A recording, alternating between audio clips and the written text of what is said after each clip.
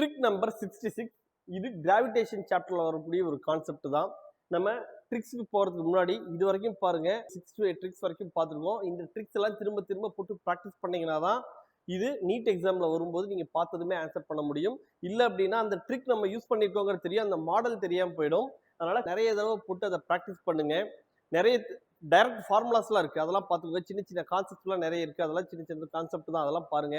பார்க்கும்போது உங்களுக்கு நிறைய ஐடியாஸ் எல்லாமே பார்த்த கொஸ்டினா தான் இருக்கும். நம்ம படிக்காம விட்டோமே அப்படின்ட்டு நீங்க ஃபீல் பண்ற மாதிரி ஆயிடும். பயாலஜிக்கு எவ்வளவு இம்பார்ட்டன்ஸ் கொடுக்குறீங்களோ அதே அளவு இம்பார்ட்டன்ஸ் பிசிக்ஸும் கொடுத்தீங்கன்னா நீங்க கண்டிப்பா ஒரு 650க்கு மேல ஸ்கோர் பண்ண முடியும். இப்ப ட்ரிக் நம்பர் 66 வரைக்கும் வரதுக்கு என்ன காரணம் அப்படின்னா, நம்ம ட்ரிக் 50யோடயே நம்ம வந்து இந்த சீரீஸை க்ளோஸ் பண்ணலாம்னு இருந்தோம். ஆனா நிறைய பேர் வந்து என்னன்னா இதை கண்டினியூ பண்ணி கேட்டதுனால நம்ம என்ன பண்ணியிருக்கோம், இப்ப ட்ரிக் நம்பர் 66 67 அப்படியே போக போறோம். கண்டிப்பா சப்ஸ்கிரைப் பண்ணுங்க, லைக் பண்ணுங்க. நீங்க லைக் பண்ணீங்கன்னா தான் எங்களால வந்து நிறைய சப்ஸ்கிரைபர்ஸ் நமக்கு வருவாங்க. அப்ப எங்களுக்கும் நிறைய வீடியோஸ் போடணும் அப்படிங்கிற ஒரு மோட்டிவேஷன் கிடைக்கும்.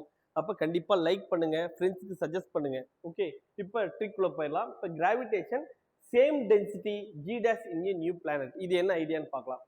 கொஸ்டின் பாருங்க. Imagine a new planet having the same density as that of the earth but it is 3 times bigger than the earth in size.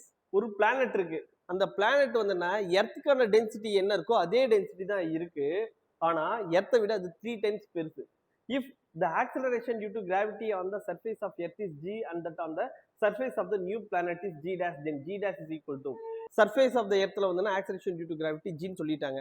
அப்ப அந்த பிளானட்ல g dash ஓட value in terms of g எப்படி இருக்கும் அப்படிங்கறத கேக்குறாங்க.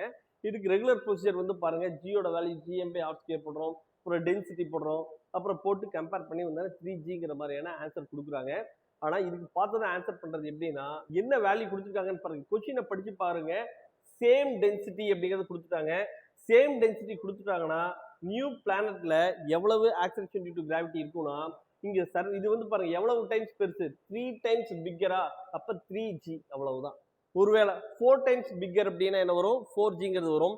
Density same அப்படிங்கிற இந்த idea கொடுத்துட்டாங்க அப்படின்னா அந்த பிளானட் எர்த்தை விட எவ்வளவு டைம்ஸ் பெருசா இருக்கு, மல்டிபிள் ஆர் சப் மல்டிபிள், அவ்வளவு டைம்ஸ் வந்து இந்த ஜியோட வேல்யூ இருக்கும். அப்ப G dash is equal to இந்த கேஸ்ல 3gங்கிறது வருது. ஒருவேளை density half of the density of the earth அப்படின்னு வந்துச்சுன்னா ஜி டேஷோட வேல்யூ என்ன வரும், g/2ன்னு வரும். சரியா?